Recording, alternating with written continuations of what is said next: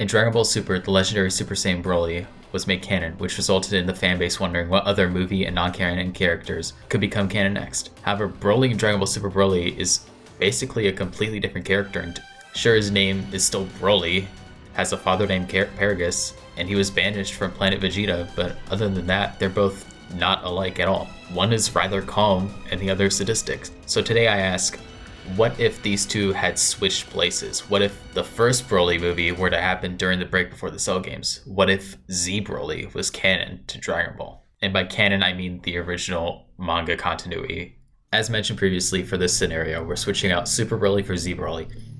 I'm doing this because not only do I think it's a bit weird for two Brolys to exist simultaneously, but I also think it's unlikely for King Vegeta to get rid of the both of them, considering that he visited the incubation chamber so rarely. So in this scenario, Broly's backstory is just like the original Z movie. Him and his father were left on death's door as Planet Vegeta explodes until he saves both of them. Then years later, Paragus manages to trick the Z Fighters to visit new Vegeta, Goku arrives via the transition, and Broly finally breaks free from his father's control and becomes a legendary Super Saiyan. Now at this point, you probably expect me to describe a scenario where Goku and the gang beat him, get a Zenkai boost, easily beat Cell and Buu, and once Spear shows up, everything becomes just like the original timeline. However, Broly in his original movie is just a complete powerhouse compared to the main timeline. Even if Gohan were to somehow get Super Saiyan 2 and Goku combined the Kaioken with Mastered Super Saiyan, they'd still be nowhere near Broly's level. Keep in mind that Super Perfect Cell in the Cell Saga said he could destroy an entire solar system on his own, and Super Saiyan 2 Gohan is stronger than him, even with a broken arm. While that is impressive in its own saga, Broly in his own movie was able to destroy an entire galaxy in his restricted Super Saiyan state, which by itself would give the Z Fighters a problem. But now they have to deal with his legendary variation, which is at bare minimum 100 times stronger than a normal Super Saiyan multiplier. We see this in Second Coming when base Gohan is going toe-to-toe with normal Super Saiyan Broly, but the moment Broly goes legendary and Gohan goes Super Saiyan, Broly begins to overpower Gohan. A brief side note, a lot of people here think that Gohan is actually Super Saiyan 2 and not Mastered Super Saiyan 1, aka Grade 4. However, we're gonna lowball Gohan to just Super Saiyan Grade 4 and say Legendary Super Saiyan is 100 times stronger than Super Saiyan 1. This would make him as strong as Super Saiyan 2 Gohan, but remember, we're lowballing. So with all that out of the way, I think you get the point that Broly just kills all the Z Fighters, destroys Kamikamori, and goes around the universe destroying everything in his path. Meanwhile, Cell has begun terrorizing the Earth's population. The only people that showed up to the Cell games were Mr. Satan, Yamcha, Tien, and Android 16.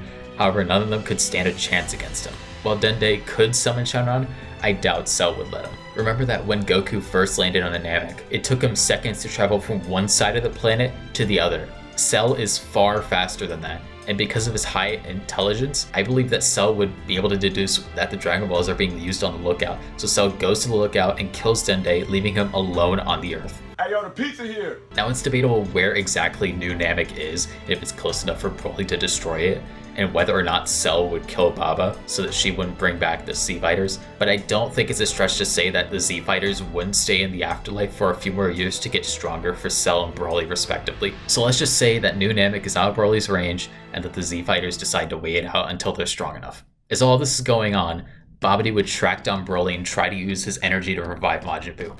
However, all of his minions stand no chance, and this includes Dabura. Babidi does try to use mind control on Broly, but all this does is unlock Broly's hidden potential, and Broly is easily able to overpower his mind control with brute strength and kill Babidi. Broly continues his rampage across the universe and eventually gets to the Galactic Patrol Prison and starts ripping it to shreds.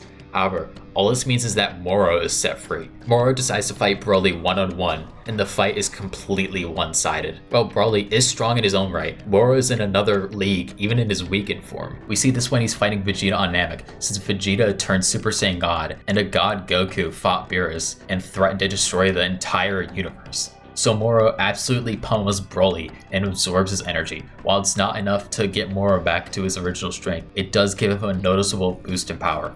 Disregarding the gods, Moro is now the strongest being in the universe, and now there's no one strong enough to stop him. There's no Majin Buu or Grand Kaioshin to stop him either, so the universe is doomed. However, there is a certain android that does have the ability to stop him. Throughout the years, Cell has been keeping an eye on Broly's power. He knew he couldn't beat the monsters, so that's why he's been absorbing dozens of humans in the meantime in training. Remember, Cell has the DNA of Frieza and all of the main Saiyans. This would make his potential at least on par with Goku's, and if we're highballing, as strong as Frieza's.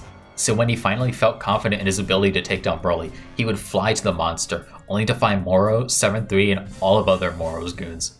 Moro and 7-3 have yet to notice Cell, so while they aren't looking, Cell stabs 7-3 with his tail and quickly absorbs the life force from 7-3. 7-3 screams for Moro to help him, but Moro does nothing, as he's interested in Cell. Once Cell is done draining 7-3 dry, he looks at Moro and smirks. This is what he's been waiting for ever since the Cell games, a real fight. And with 7-3 absorbed, he can now go toe-to-toe with Moro. The two of them are perfectly equal with each other, and with both of them having energy absorbing abilities, it's practically a stalemate. However, as the two of them are in the middle of their battle, Beerus arrives. Beerus woke up in the middle of their battle and was told by Whis and Supreme Kai about the rampaging Saiyan destroying the universe. However, when he finally showed up to where he was told the rampaging Saiyan was, all he saw was Cell and Moro. He thought this was where the Super Saiyan God was, but all he sees is disappointment. Beerus charges up a giant sphere of Hakai and throws it down at the two, erasing both of them from existence. Beerus tells Whis to take them back home to his planet so he can go back to sleep. Now that there are no more threats for the Z Fighters to worry about, King Kai contacts the Namekians to revive Dende, which causes the Earth Dragon Balls to work again, which in turn undoes all of the damage Cell did for the past year. Since Broly indirectly took care of the rest of the threats, the Earth doesn't have any more threats to worry about. While there is an attempt to revive Frieza, with Goku on Earth, he could just use instant transmission and stop Sorbet from using the Dragon Balls. And with that, it's basically the end of the story. I hope you guys enjoyed. It's like the first what if I've ever made. Not sure if I'll ever make more of this or power scaling videos, since this was a pretty power scaling heavy one. If you do, I might actually make a movie Beerus versus Broly video, or maybe just a Broly power scaling video in general. But with all that said and done, I hope you guys enjoyed. Press the subscribe button. I do have more content coming in the future, and see you next time.